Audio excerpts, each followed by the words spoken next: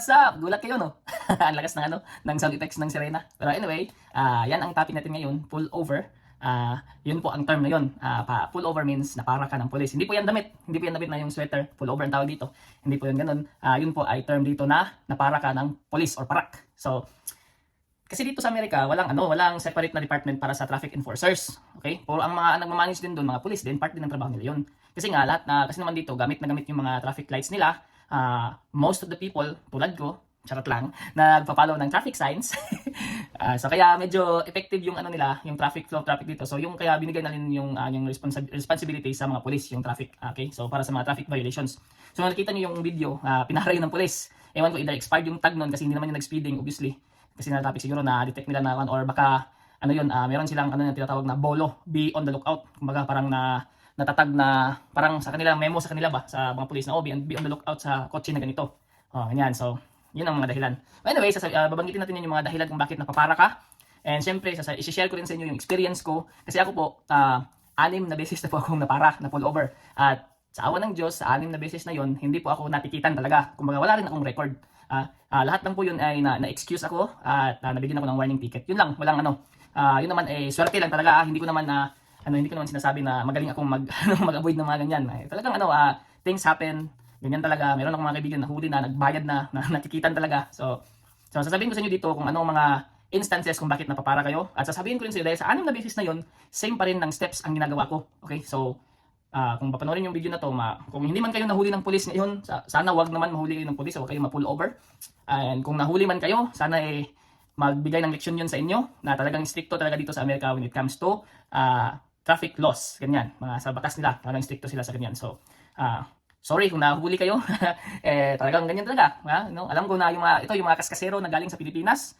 Pagdating dito sa Amerika, mag-ingat talaga kayo kasi ganyan. Sasabihin ko rin sa inyo kung ano yung mga bagay na pwede nyong gawin dito sa Amerika na parang may excuse kayo. Yung mga tips ba, kumbaga, para alam nyo kung ano yung gagawin nyo. Kung kayo ay pupunta pa lang dito sa Amerika, magandang video to, panoorin nyo to, para may matutunan kayo. Lalo na sa mga magtuturist dito sa Amerika. Kasi, applicable yan sa lahat So, regardless kung anong status mo sa, dito sa Amerika, kung nagmamaneho ka, talagang, applicable yung batas ng, ng kalsada. So, kung nandito ka na, at sa awa ng Diyos hindi ka nahuli na para, wag naman sana, sana, pagbutihin mo lang yung pagmamaneho mo. And also, yung mga natikita naman, sorry, ganyan talaga dito. Kung hindi nyo pa napanood yung video na to, sana, sa susunod kung mapanood nyo, baka maka-learn kayo, okay? And sana rin maka-learn kayo kung after natikita na siya. Grabe naman yun, hindi pa kayo natuto, na natikita na kayo, di ba? So iwas-iwas, yung mabigat yung paa na mag-drive, medyo exercise niyo yung konti. Kasi ganyan talaga. Iwasan niyo na po yung pride, yung ego niyo na talagang mabilis, kailangan magmadali kasi dito, kahit pa mabilis ang takbo mo, same pa rin yung pupuntahan na location mo, darating ka pa rin doon, okay? Mas mabuti na yung maingat, safe, okay? Alam ko, merong mga ganyan dito, mga foreigner din nandito ng mga Amerikano na ganyan, mga kaskasero, bahala na sila doon, Bayaan mo na sila. Sabihin mo na, siya nga, mabilis takbo, bakit ako hindi?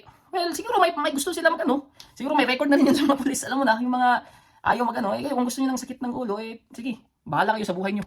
Pero, yan lang ang advice ko sa inyo, sa bawat Pilipino dito, na pupunta sa Amerika, dito sa Amerika, bago lang dito sa Amerika, sana, law abiding lang tayo, Ganyan lang, law abiding citizen. Wala namang hindi naman yan, hindi naman nakakahiya yung ganyan, Ako, hindi ako mahihiya. Kung naka-speed limit lang ang takbo, ba't ako mahihiya? Basta ang alam ko, safe ako, safe yung pamilya ko. At darating kami sa pupuntahan namin na safe kami, be vigilant lang pag mag-drive, okay? So ngayon, share ko ngayon sa inyo ang 6 na experience.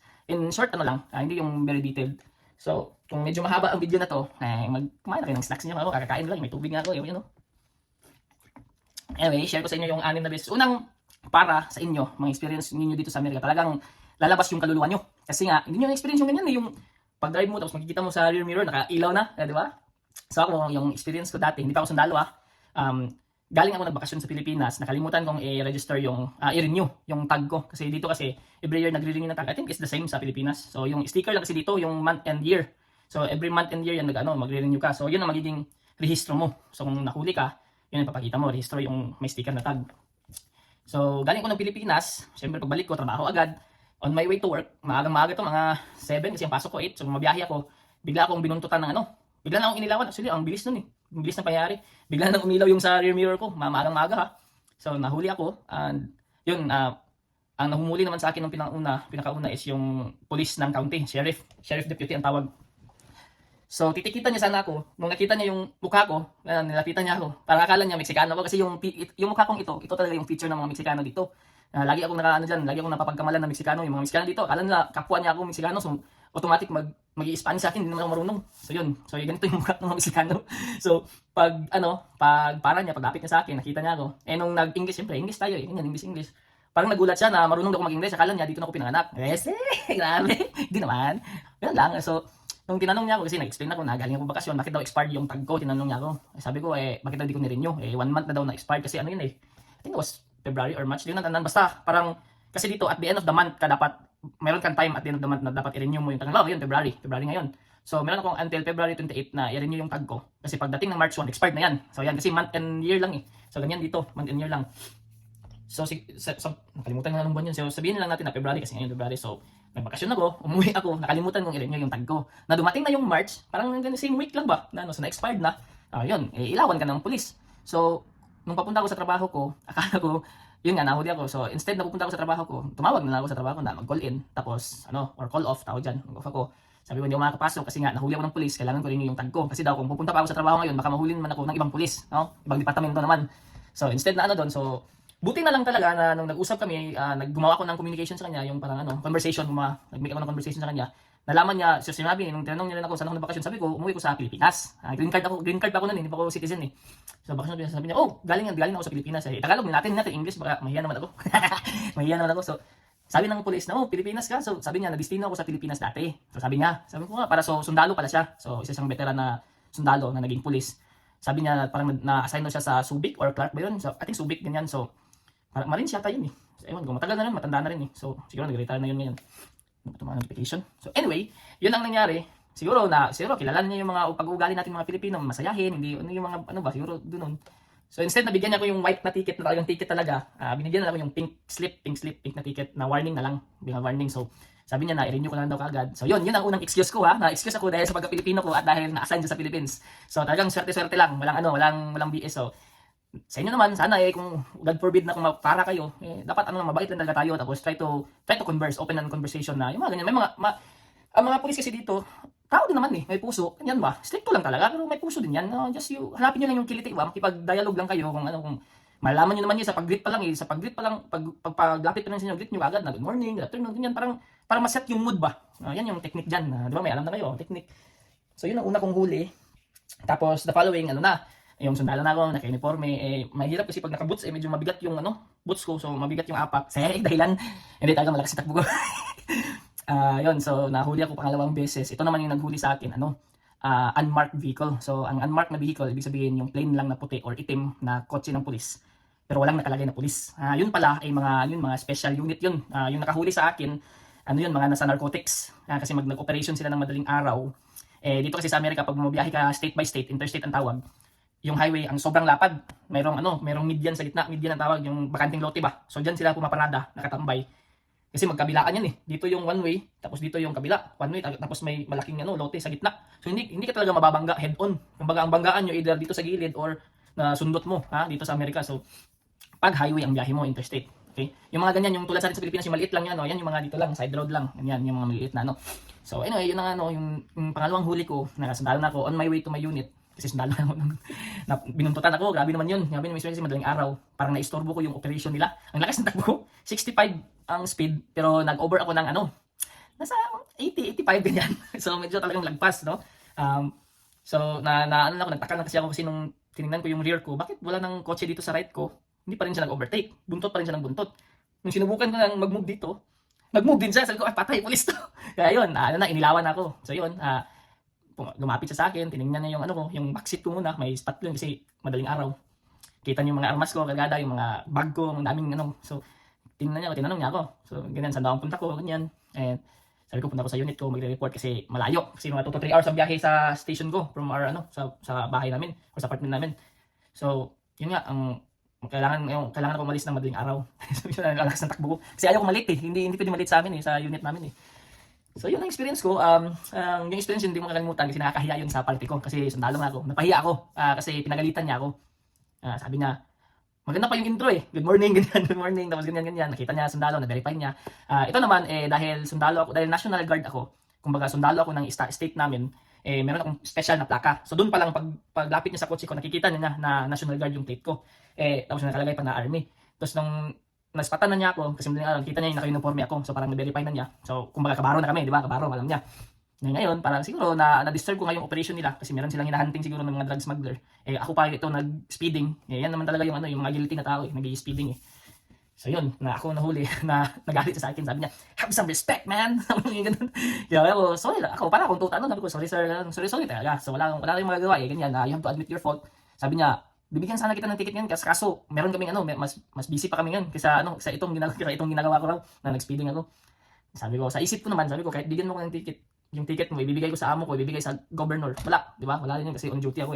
So yun lang, yun lang kaibahan. Parang swerte na rin kasi pero syempre, you have to respect their duty din kasi meron silang meron silang seryosong trabaho kumbaga dito sa Amerika. So ganyan lang, pag nahuli kayo ng mga pulis, ganun lang talaga, be obedient lang, be polite. Yun naman talaga, yun lang talaga. Kaya dito yung makikita niyo sa mga video, yung hindi binababa yung bintana, yung dito lang kasi ayaw makipag-usap sa pulis. For what? Di ba? Kung alam mo naman, you have to admit your guilt. Kasi kung ako ang pulis, hindi mo bababa yung bintana mo. Kaduda-duda, di ba? You're implying something, di ba? Yun ang mo. Kung dapat nga, kung hindi ka guilty, yun lang. So anyway, yun ang experience ko. The following, ganun din nangyari, pero ito naman is city police, yun na. Ganun din ang scenario, nahuli ako, binigyan ako ng pass lang. Hindi naman yung nagalit. And recently, nahuli din ako last 2025 na yun. Last year, 2024, napara ako. Pero pauwi na ako. Dahilan na ako dahil pagod, tapos gusto ko makita yung mga anak ko, yun lang. Yun ang pinakita ko na mga excuse. Yung pinaka-petty talaga, ito yung nagalit ako dito sa complex namin, dyan lang sa likod, yan, kita mo dyan banda. Napasok na kami dito ng misis ko, resident kami. So yung police visitor siya. So siguro nag-miss kami, hindi sinabi ng bisita niya yung taga dito, yung binisitahan niya na priority yung mga resident na pumasok, kasi yung gate namin may barrier So kumbaga one vehicle at a time. So pagdaan ng isang kotse, bababa yun. Tapos hihintayin mo naman buksan yun. Either buksan ng residente or ikaw magpipindot ka ng sa visitor. Excuse me. Anyway, so yun, sa katangahan niya, sumunod siya sa amin, nabagsakan yung patrol car niya. Yun, inilawan kami dito sa loob ng complex, sira ulo. Babaeng yun, babaeng medyo matanda na, siguro pa-retire na siguro yun ba. Hindi ko na lang binigdil, pero inilawan ako, sabi niya, let me see if there's may damage daw sa patrol car niya. Sabi ko, I'm a resident here, pinakita ko yung badge ko, yung parang pasok namin. Kung ano, resident here, kung priority kami pag pumasok. O unless kasi kung mayroon siyang emergency na pumunta siya dito, may yun, pwede yung excuse na pwede siya magalit sa akin kasi meron parang ako pa yung may sala, di ba? Kung may emergency tapos parang siya, parang na-block ko yung way niya. Pero hindi, bisita siya So as a visitor siya nun, so ginamit niya lang yung patrol car niya. Sira ulo, parang ginamit niya yung authority niya. Yun, doon ako na medyo nagalit, pero hindi naman ako nagpakita ng galit sa kanya. Respeto pa rin. Ganun lang, just show respect sa mga authority dito. Hindi kayo matotrouble, okay? Balik mo na ako kasi nahihiya ako. I'll be back. Hydrate tayo kasi tawag nito. Dahil malamig, nakaka-dehydrate Anyway, nabanggit ko kanina yung sabi ko nga sa inyo dahil sundalo ako na-excuse ako pag napara ako. So, hindi naman every time na nag-duty ako, ganyan ang ginagawa ko. So, hindi ko naman inabuso yung pagkasundalo ko. So, ganyan din same din sa meron ako mga kaibigan dito ng mga nurses din na uhuli din. So, tapos pinagbibigyan din sila, in-excuse din. Yung basta lang, yung on the way to work ka or galing ka sa work, pagod ka ganyan, may mga valid reason kung magawa. So, depende na rin yan sa police actually. May mga police din kasi dito na parang ayaw sa inyo, ayaw sa sundalo, may mga bitter ba. Ayaw sa mga nurses, mga ganyan, ayaw sa mga depende rin talaga yan sa police na makahuli sa inyo. So, yan lang, ingat-ingat din dito. So anyway, tapos na yung istorya ko. Ayun, nalibot ko na lahat ng departamento dito sa state ko, sa Tennessee. Yung humuli sa akin is galing sa Shelby County, sa county, tapos sa city, tapos meron pang unmarked, yung tapos yung recently is state trooper. So 4 na departamento na police ang pumara sa akin. Yan yung track record ko, 6. Sa awa ng Diyos, 6 talaga Talagang swerte lang talaga. Hindi ko naman ipagmamayabang yun na dahilan ako dahil may background ng police. So, swerte lang talaga yan. Ngayon, sasabihin ko naman sa inyo, syempre yung experience niyo na ganyan, na talagang nakakakabayan. Talagang lalabas yung kaluluwa mo pag first na huli dito. Kasi talagang, kasi strict po talaga dito So just, ang tip ko sa inyo, advice is just admit your guilt. And of course, mag-sorry kayo, ganyan, sorry. Tapos try to create a dialogue kung mag-stay man dyan ang police inyo. So ito ang tips na gagawin ko sa inyo pag nahuli kayo ng police dito. Pag na-pull over kayo ng police, simple lang itong mga steps na gagawin nyo. Makinig kayo at check na makakatulong to sa inyo. Ito po, ginawa ko to for the last 6 times na nahuli ako. Ito po ang lagi kong ginagawa, okay? So una, pag napara ka ng police, hindi yan tutunog yung sirena So dito yan sa rear mirror mo. Mag-iilaw yan, parang disco lights. So blue or blue-red, ganyan. So blue talaga dito sa amin, sa amin sa lugar namin Memphis. Ako may nakita kong blue-red Pero mostly blue pag police. Anyway, so blue lights, ang gagawin nyo po is mag-slow down kayo. Talagang, kung ako, parang kayo na hihinto kayo ba? Tapos, optional to. Simultaneously, i-press nyo yung hazard lights, yung dalawang blink. Para, ang purpose niyan is para ma-acknowledge ng police na, para alam ng police na na-acknowledge nyo ang presence nila. Kumbaga, alam nila na nakikita nyo siya sa likuran. So, yan yung tips nyo. Magdahan-dahan, slow down, tapos sabay turn on sa hazard. Kung kahit hindi na hazard, basta slow down lang. Tapos, mag-park kayo sa isang safe spot. Safe spot. So, ano ba yan? Yung sa gilid. Huwag yung sa center lane na, yung middle lane na kung saan pwede kayo para sa mag-turn left. Huwag yun. Kasi bawal yun.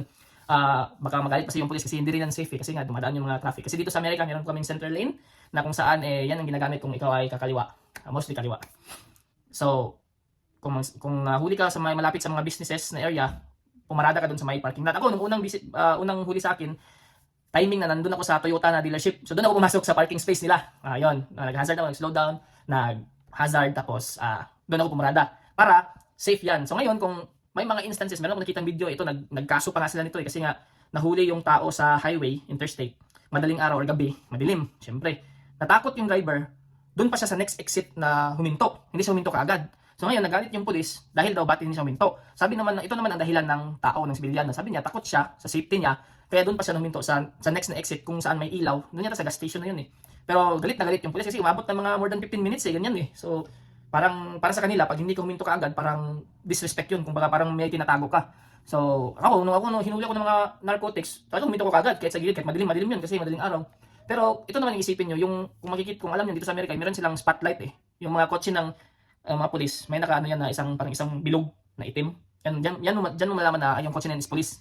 So yan yung spotlight, talagang ang linaw niyan, talagang kitang-kita. So kahit nga nung napara ko, nung tinignan ko yung rear mirror, talagang nasisilawan ako, hindi ko makita kung nakalabas na siya sa kotse hindi. So yun, talagang maliwanag yan. So may headlights pa ng kotse. So siguro I think it's safe unless kung may tinatago ka, di ba?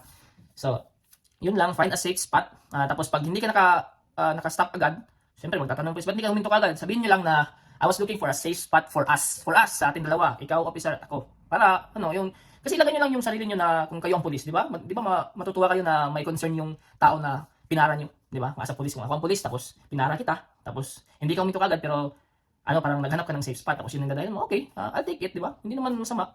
Yun lang sabihin nyo na I was looking for a safe spot for us. Kasi ayaw din nila yung hihinto ka lang kagad dito, pero nagkukos ka ng traffic, ayaw nila yun.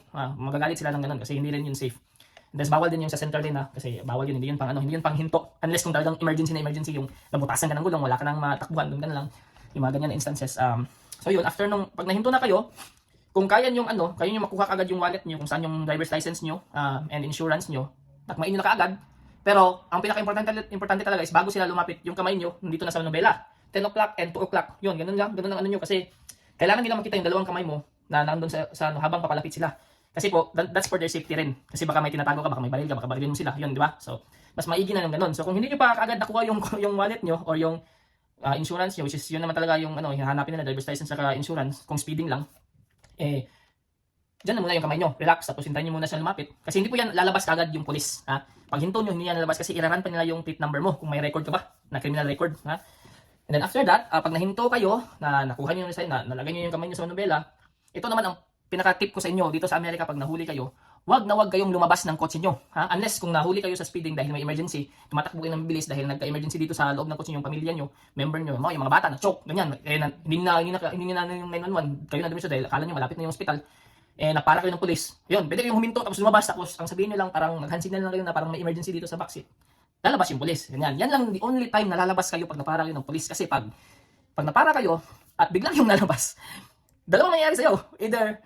Either matitaste ka ng pulis, kasi may taser yan, or, isa lang yata mangyayari sa'yo, talagang ititaste ka, either baka barilin ka agad. Yun ang ayaw nyo mangyari dito sa Amerika. Wag kayong lumabas pag nahuli kayo or na-pull over kayo ng pulis. Yan talaga, pag hinto nyo, kamay dito, wag kayong lumabas. Pwede nyo ilak yung kotse nyo, pwede nyo ilak. Pero yan lang, kamay, hintayin nyo siya na lumabas or lumapit sa inyo. Unless kung may tinatago kayo mga ano dyan, mga pampatama dyan. Ayan, yung mga takot sa mga parak, ganyan talaga. So, yun, wag kayong lumabas, tapos hintayin nyo lang siya, tapos pag lumapit na, pwede nyo lang hindi baba yung window eh. Pero pag lumapit na siya, ibaba nyo na. Or ako automatic, pag speeding lang, alam kong speeding, automatic na baba, wala na kung itatago ko, di ba? Yun naman ang alam ko, basta ang alam ko yung kung ano ang kasalanan ko, di ba? Yun lang naman. Ngayon, kung may tinatago ako, talagang ayaw ko yung I don't wanna talk to you, mga ganun, yung makita sa video. I have my rights, rights na. Tinatanong na ng pulis, parang guilty na ba? So, yun. So, yun, pag lumapit na si Mr. Officer or Miss Officer, kasi may babae rin pulis na ganyan, try to create a dialogue. Yun talaga, number one nyo, para maibsan din yung kaba nyo. Makipag-usap lang yun, parang normal ba? Good morning, hello, ganyan, good afternoon, kung anong araw man kinahuli, anong oras. Tapos, yun, good morning sir, ma'am, ganun. Tapos, ano, magsasabi na sila na, do you have your driver's license and insurance? Meron. Saka kapag dukot, dito, ganyan.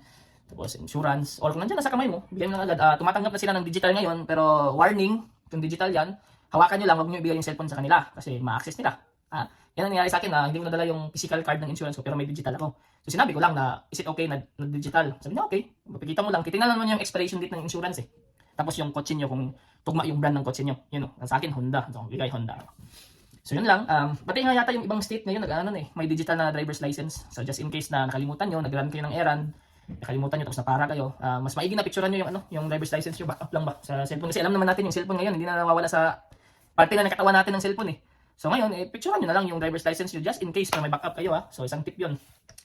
So after that, try to create a dialogue sa mga officer na humuli sa inyo. Good morning, ganyan. Tapos pag sinabi na, I clocked you at ganitong speed. Clock ang tawag yun na ano kanila, na-read nila yung speeding mo. Sabihin nyo, mag-admit lang kayo at fault.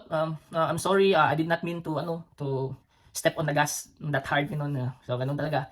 Na accident lang, ganun lang, excuse lang, or minsan may mga pulis na ayaw mag-dialogue, gusto lang nila admission of guilt kaagad kasi obviously nag-overspeed ka. Yan, tanggapin mo na lang yung ticket. Huwag ka nang magalit-galitan, ha? Lalo lang yan, lalala lang sa sitwasyon mo. Okay? Lalo na kung nakabakasyon kayo. Yung mga kumpadre ko, nahuli siya nagpabakasyon sila. So wala, tanggap niya lang yung ticket, bayaran niya. So yun, may record yun. Yung pag nabigyan yun ng ticket, nagbayad kayo, yun talaga. May record yun, ha? So, pag ganyan, try to create a dialogue. Be polite, of course. Be polite. Be obedient sa anong sinasabi nila. At ito, ang pinakatip ko sa inyo. Huwag na huwag kayong magbigay ng kahit anong impormasyon na hindi naman nila tinatanong sa iyo. Di ba? Kung hindi nila tinanong yan, huwag niyong ibigay yung impormasyon. Halimbawa, kung ako may baril ako sa kotse ko, tapos hindi naman tinanong ng pulis, hindi ko sasabihin. Easy. Ha? Common sense yan, logic. Huwag na natin kasi dahil yung iba kasi kabado. Meron akong nakita sa video yung mga Amerikano. Hindi, siguro pinarayo ng overspeeding. Nung paggalit ko is, I have a gun here, ganun. Ba't ka magsasabi na may baril doon? Ikaw na mismo nagbibigay sa kanya ng, okay, gusto mong i-search ko yung kotse mo? Parang bibigay ka ng hint eh. Kasi ang isa rin dyan, na number one na dapat mautak ka rin eh. Yung mga pulis dito, wala po yung kargang search warrant sa kotse nyo. Kahit sinong pulis ngayon, walang search warrant unless kung may record ka na, criminal record Pero ngayon ka lang dumating, wala ka pang record, tapos na overspeeding ka. Wala silang search warrant na para i-search yung kotse nyo. So kung magnahuli kayo ng speeding, yun lang ang issue nyo, wala na. So wag na kayong magbigay ng impormasyon na kahit pa illegal kayo, Hindi naman nila tatanungin, may papilis ka ba dito? Wala. Ang tatanungin nila, may driver's license ka ba at insurance. Yun. Yun most of the time pag speeding. Ngayon naman, so after you create a dialogue, so admission of guilt, tapos na yung araw mo, okay? Ngayon, kung natikitan ka talaga, magmamarka yan sa record mo dito sa Amerika. Halimbawa, nagbakasyon ka, nag-drive nag-state to state yung biyahe nyo. Ako dito ko, Tennessee. Ibigay ko yung example. Ang katabi naming state is Arkansas at saka Mississippi. So halimbawa, kung nahuli ako sa Arkansas, may record ako So yung record na yan, automatic na yan kahit sa state dito sa Amerika. So within a year siguro or halimbawa na nahuli ako sa ibang state, magmamarka pa rin yan. So alam nila na nahuli ako. Sabihin natin within this year. May record pa rin yan. So ibig sabihin, ikaw, offender ka talaga ng speeding. So ganyan talaga ako. Sa awa ng Diyos yung mga huli ko, warning. At saka parang once lang yun nangyari sa isang taon. So praise the Lord talaga. Hindi talaga ako ganyan kasero mag-drive. Hindi mabigat yung pa ako kung mag-apat ng gas. So yun lang. At after that, you should have a good day. So ngayon, ang naman ito, babanggitin naman yun, ano yung mga dahilan kung bakit napapara kayo. So aside sa speeding, makinig kayo. Aside sa speeding, paparahin kayo kung expired yung tag nyo. That's number one. Kasi may scanner din yun sila. Automatic yung mga kotse nila. Tapos meron pang kung sira yung tail light nyo. Alam mo yung tail light? Yung mga brake light sa likod ba? Yung compartment. Pag may sira yan, may crack. At saka may either patay yung isang ilaw. Flag yan ng mga pulis. Kasi nga, isa yan sa mga dito na parang signs na parang may kidnapping. Yan. Dahil yan sa kidnapping. So pag either nabiak yung tail light mo, or patay yung isang ilaw or hindi nag-ilaw yung mga backlights mo, yung sa taillight mo, plug yun sa kanila. Paparahin kayo kasi nga, isa yun sa mga dahilan. Parang hindi sila take for granted sa mga ganun pag patay yung ilaw. Kasi yun nga kasi pag halimbawa kung may dumukot sa iyo, pwede mong sirain yung taillight para mapara kayo ng pulis. Yun kasi yung mostly na So yun ang mga tips ko sa inyo dito pag napara kayo, and talagang normal yan, kakabahan kayo. Pag eventually pag talagang violator kayo sa mga ganyan, masasanay rin kayo. Anyway, kung lagi nyo ginagawa yung overspeeding, ingat din kayo kasi masususpend yung license nyo eventually kasi may point system yan. And baka ikakukulong nyo pa. Pero it's gonna take mga ilang huli pa. Okay? Depende na rin yan sa ano. Depende rin yan kung mga bata pala kayo, tulad ko, may mga anak, ingat kasi pag na-over pala tayo, baka madagdagan yung kaso nyo sa speeding. Baka maano pa yung child endangerment dito. Ingat lang, ingat. Yun lang, ingat kayo. Yun ang pullover dito sa Amerika. Medyo mahaba to, no? Medyo mahaba yung video, so pasensya, medyo mahaba. Pero sana may matutunan kayo sa video na to at sana makatulong to sa inyo. I-share nyo naman yung video na to para sa mga ibang Pilipino. Para sa atin na naman to Pilipino. Bahala na sila yung mga ibang lahi. Kayo na mag-explain na. Basta ako para to sa atin mga Pilipino na dito na pupunta dito sa Amerika or kakapunta lang or kakarating nyo lang dito sa Amerika. Okay? And share nyo yung knowledge na nalaman nyo kasi lahat po ito, experience ko po ito. Hindi po ito haka-haka lang.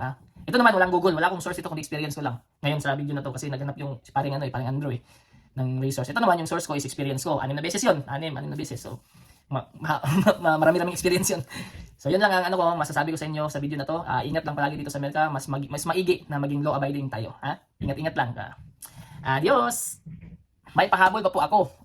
Kung kayo naman po ay kukuha ng kotse dito sa Amerika at nasanay kayo na maglagay ng tint dito sa Amerika, yung talagang dilim na dilim, ingat po kayo diyan kasi po per state po kasi, depende po yan per state kung may may percent kung gaano kadilim yung pwede yung kotse nyo, ha?